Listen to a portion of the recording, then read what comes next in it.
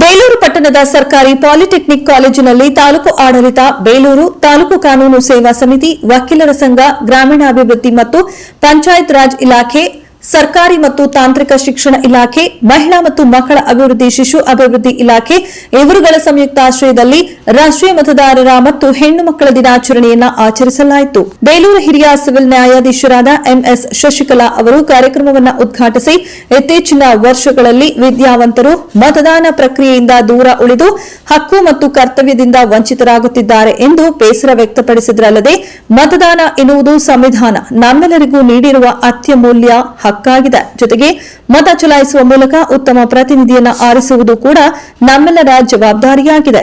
ಆದರೆ ಚುನಾವಣೆಯ ಸಂದರ್ಭದಲ್ಲಿ ಬಹಳಷ್ಟು ಜನರು ಸರತಿ ಸಾಲಿನಲ್ಲಿ ಯಾರು ನಿಲ್ತಾರೆ, ಹೇಗಿದ್ರೂ ರಜಾ ಸಿಕ್ಕಿದೆ, ಪ್ರವಾಸಕ್ಕೆ ಹೋಗೋಣ ಅಥವಾ ಮನೆಯಲ್ಲಿ ಇರೋಣ ಎಂದು ಮತದಾನ ಮಾಡುವುದಿಲ್ಲ. ಇದರಿಂದಾಗಿ ಉತ್ತಮ ಜನಪ್ರತಿನಿಧಿಯನ್ನ ನಾವು ಆಯ್ಕೆ ಮಾಡಲು ವಿಫಲರಾಗುತ್ತಿದ್ದೇವೆ. ಜೊತೆಗೆ ಇಂದು ನಾವು ಎದುರಿಸುತ್ತಿರುವ ಹಲವಾರು ಸಮಸ್ಯೆಗಳಿಗೆ ಕಾರಣರಾಗುತ್ತಿದ್ದೇವೆ. ಆದ್ದರಿಂದ ಪ್ರತಿಯೊಬ್ಬರು ತಮ್ಮ ಕರ್ತವ್ಯಗಳನ್ನು ಅರಿಯಬೇಕು ಎಂದು ಸಲಹೆ ನೀಡಿದರು.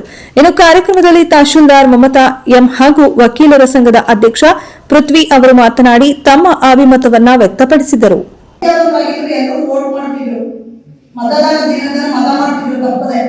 ಅದ್ರಲ್ಲಿ ಎಲ್ಲ ಸೋಕಾಲ್ಡ್ ಎಜುಕೇಟೆಡ್ ಅಂತೀವಿ, ಯಾರು ಬಂದು ಮತದಾನ ಮಾಡ್ತೀರಾ? ಅನ್ಎಜುಕೇಟೆಡ್ ವೋಟಿಂಗ್ ರೈಟ್ಸ್ ಜಾಸ್ತಿ ಇದೆ, ಎಜುಕೇಟೆಡ್ ವ್ಯಕ್ತಿಗಳಲ್ಲಿ ವೋಟಿಂಗ್ ರೈಟ್ಸ್ ಕಡಿಮೆ ಇದೆ. ಯಾಕೆ? ಮತದ ದಿನ ರಜಾ ಕೊಡ್ತಾರೆ, ವೋಟಿಂಗ್ ಹೋಗೋಣ. ಹಂಗಾದ್ರೆ ನಿಮ್ಮ ಮೇಲೆ ಏನು ಜವಾಬ್ದಾರಿ ಇಲ್ವಾ? ಮತ್ತೆ ಯಾಕೆ ನಿಮ್ಮ ರೈಟ್ ನ ಎಕ್ಸರ್ಸೈಸ್ ಮಾಡ್ತಿಲ್ಲ? ನಮ್ಮ ಪೂರ್ವಿಕರು ಎಷ್ಟು ಹೋರಾಡಿ ನಮಗೆ ಮತದಾನದ ಹಕ್ಕು ಕೊಟ್ಟಿದ್ದಾರೆ ಅನ್ನೋದು ಸ್ವಲ್ಪ ತಿಳ್ಕೊಳ್ಳಿ. ನೀವು ಇವತ್ತೇ ಎಲ್ಲ ಗೂಗಲ್ ಇದೆ, ಕೊಡೋದು ಎಲ್ಲ ಫಿಂಗರ್ ಟಿಪ್ಸ್ ಅಲ್ಲಿ ಮಾಹಿತಿ ಸಿಗುತ್ತೆ. ಹೌದಾ? ತಿಳ್ಕೊಂಡಿದ್ದೀರಾ ಯಾರು ಹೋಗಿ? ಎಷ್ಟು ಹೋರಾಡಿದ್ರು ಅಂತ ಹಕ್ಕನ್ನು ನಾವು ಕೊಟ್ಟಾಗ ಯಾಕೆ ನಮ್ಮ ಹಕ್ಕನ್ನ ಹಾಕ್ತಾ ಇಲ್ಲ, ಮತ ಯಾಕೆ ಮಾಡ್ತಾ ಇಲ್ಲ? ಇದು ನೀವೇ ಪ್ರಶ್ನೆ ಮಾಡ್ಕೋಬೇಕು ಮಕ್ಕಳ. ಏನಕ್ಕೆ ಮತದಾನ ಅಷ್ಟು ಇಂಪಾರ್ಟೆಂಟ್ ಅನ್ನೋದು ಯಾರು ಹೇಳ್ತೀರಾ? ವಾಯ್ಸ್ ಬರ್ತಾ ಇಲ್ಲ, ಗೊತ್ತಿಲ್ವಾ? ಈ ಮತದಾನ ಹಕ್ಕಿದೆಯೋ ಇಲ್ವೋ ಮಹಿಳೆಯರಿಗೆ? ಯಾವಾಗ ಕೊಟ್ಟರು ಮತ ನಮಗೆ? ಯಾಕೆ ಗೊತ್ತಿಲ್ಲ, ಹುಡುಗರು ಹೇಳ್ತೀರಪ್ಪ ಸಮಾನ ವೇತನ ಕೊಡ್ತಿದ್ರಾ? ಎಲ್ಲ ಇಲ್ಲ, ಯಾವ ಕೊಟ್ಟರು ಹೇಳಿ? ಯಾರು ನಾಲೆಡ್ಜ್ ನಾವು ಎಜುಕೇಟೆಡ್ ಆಗಿ ಕೊಡ್ತೀವಿ, ಎಜುಕೇಟೆಡ್ಸ್ ಗಳೇ ಅನ್ಎಜುಕೇಟೆಡ್ ಆಗಿದ್ದೀವಿ. ಯಾಕೆ ವಿಚಾರ ಬರ್ತಾ ಇದ್ದೀನಿ ಅಂದ್ರೆ, ಹಿಂದೆ ನೀವೆಲ್ಲ ನೋಡಿರ್ಬೋದು, ನಮ್ಮ ಪೂರ್ವಕರು ನಮ್ಮಷ್ಟು ಓದಿರಲಿಲ್ಲ. ಹೌದಾ? ಅವರು ಎಷ್ಟು ಬುದ್ಧಿವಂತರಿದ್ರು, ನಾವೀಗ ಓದಿದ್ದೀವಿ, ಅದ್ರ ಬುದ್ಧಿವಂತರಲ್ಲ. ಒಪ್ಕೊಳ್ತೀರಾ ಇದನ್ನ? ಮಕ್ಕಳ SSLC ಮುಗಿಸಿ ಡಿಗ್ರಿ ಮುಗಿಯವರೆಗೂ ಕೂಡ ಈ 5 ವರ್ಷ ಏನಿದೆಯಲ್ಲ, ಇದು ನಮ್ಮ ವಿದ್ಯಾರ್ಥಿ ಜೀವನದ ಸ್ವರ್ಣ ಯುಗ.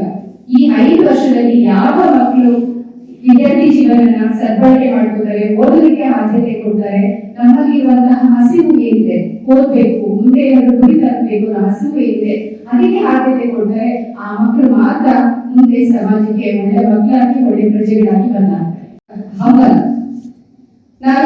ಕೂತಿಯವರೆಲ್ಲ ಕೂಡ ಒಂದು ಜವಾಬ್ದಾರಿ ಇರುವಂತಹ ಹುದ್ದೆ ಇದೆ. ನಿಮ್ಮ ಸಮಸ್ಯೆಗಳಿಗೆ ಪರಿಹಾರ ಕೊಡುವಂತಹ, ಅಲ್ಪ ಮಟ್ಟದಲ್ಲಿ ಸಮಸ್ಯೆಗಳಿಗೆ ಪರಿಹಾರ ಕೊಡುವಂತಹ ಹುದ್ದೆ ಇದೆ. ಆದ್ರೆ ನಾನೊಂದು ಇನ್ನೊಂದು ನೈಜರಿಕೆಯಲ್ಲಿ ಹೇಳ್ಬೇಕು ಅಂತ ಹೇಳಿದ್ರೆ, ಇವಾಗ ಏನು ಪೋಕ್ಸೋ ಕಾಯ್ದೆ ಬಗ್ಗೆ ಇಷ್ಟೊಂದು ಹೇಳಿದ್ರು, ಖಂಡಿತ ನಿಜ. ಹಸಿಕೆರೆ ಮತ್ತೆ ಬೇಲೂರಲ್ಲಿ ಅತಿ ಹೆಚ್ಚು ಪ್ರಕರಣಗಳು ಬರ್ತಾ ಇದೆ. ತುಂಬಾ ನೋವಿನ ಸಂಗತಿ. ಹೆಣ್ಮಕ್ಳು ತಾತ್ಕಾಲಿಕವಾಗಿ ಆಕರ್ಷಣೆಗಳಿಗೆ ಒಳಗಾಗ್ತಾ ಇದೆಯಾ? ಅದು ತಾತ್ಕಾಲಿಕ, ಒಂದು ವಾರ, 15 ದಿನ, 1 ತಿಂಗಳು ಅಷ್ಟೇ. 1 ತಿಂಗಳಾದ್ಮೇಲೆ ನಿಮ್ಗೆ ಗೊತ್ತಾಗ್ಬಿಡುತ್ತೆ ನಿಜ ಏನು ಅಂತ ಹೇಳಿ, ವಾಸ್ತವಾಂಶ ಏನು, ನಿಮ್ ಜೀವನ ಏನು ಅಂತ ಗೊತ್ತಾಗ್ಬಿಡುತ್ತೆ. ನಾವು ಮನೆಗಳಲ್ಲಿ ಕೇವಲ ಹೆಣ್ಮಕ್ಳಿಗೆ ಮಾತ್ರ ಬುದ್ಧಿ ಹೇಳೋದಲ್ಲ, ಹೆಣ್ಮಕ್ಳಿಗೆ ಮಾತ್ರ ಬ್ಯಾಡ್ ಟಚ್, ಗುಡ್ ಟಚ್ ಬಗ್ಗೆ ಹೇಳೋದಲ್ಲ. ನಾವು ಮೊದಲು ಮಾಡ್ಬೇಕಾಗಿರೋದು, ತಂದೆ ತಾಯಿಗಳಾಗಿರ್ಬೋದು, ಅಥವಾ ನೀವು ನಿಮ್ಮ ಅಣ್ಣ ತಮ್ಮ ನಿಮ್ಮನೇಲಿ ಇರ್ತಾರೆ, ಅವ್ರುಗಳಿಗೆ ನೀವು ಫಸ್ಟ್ ಕಲಿಸ್ಬೇಕಾಗಿರೋದು, ಎಲ್ಲ ಗಂಡು ಮಕ್ಕಳಿಗೆ ಹೆಣ್ಮಕ್ಳಿಗೆ ಗೌರವ ಕೊಡಿ. ನನಗೆ ಒಬ್ಬ ತಂಗಿ ಇದ್ರೆ ನಾನು ಹೇಗೆ ನೋಡ್ತಾ ಇದ್ದೀನಿ, ಅಥವಾ ನನಗೆ ಒಬ್ಬ ಅಕ್ಕ ಇದ್ರೆ ನಾನು ಹೇಗೆ ನೋಡ್ತೀನಿ, ಅವಳನ್ನ ಹೇಗೆ ಪ್ರೊಟೆಕ್ಟ್ ಮಾಡೋದಕ್ಕೆ ನಾನು ಹಂಬಲಿಸ್ತೀನಿ, ಹಾಗೆ ಬೇರೆ ಮನೆ ಹೆಣ್ಮಕ್ಳು ಕೂಡ ಹಾಗೆ ಇರಬೇಕು. ನಮಗೆ ಅದೇ ತರ ಕಾಣಿಸ್ಬೇಕು ನಮ್ಮ ಎದುರುಗಡೆ. ಆಗಿದ್ದಾಗ ಮಾತ್ರ ಕಾನೂನುಗಳಿಗೆ ಬೆಲೆ ಬರುತ್ತೆ, ಜೊತೆಗೆ ಇಂತಹ ಕ್ರಿಮಿನಲ್ ಆಕ್ಟಿವಿಟೀಸ್ಗಳು ಕೂಡ ಕಡಿಮೆ ಆಗ್ತಾ ಹೋಗುತ್ತೆ.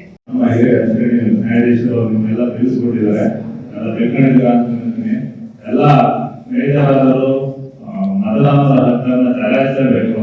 ನಾನು ಅಂತಂದ್ರೆ ನೀವೆಲ್ಲ ಒಂದು ಕಾಲೇಜ್ ಯಾವ್ದೋ ಒಂದು ಜಾಬಿಗೆ ಹೋದಂತ ಸಂದರ್ಭದಲ್ಲಿ ಬೆಂಗಳೂರಲ್ಲೆಲ್ಲ ಸೆಟ್ ಆಗಿರ್ತೀರ, ನಿಮ್ಗೆ ಮತದಾನ ಇರುತ್ತೆ. ಅವಾಗ ನೆಗ್ಲೆಕ್ಟ್ ಮಾಡಬೇಡಿ ಮತದಾನ ಮಾಡದ. ನನ್ಗೆ ಒಂದು ಓಟಿದ್ದಾನೆ ಅವನಿಗೆಲ್ಲ ಸೋಲಲ್ಲ ನನ್ನ ಮೈಂಡಿಗೆ ತಗೋಬೇಡಿ.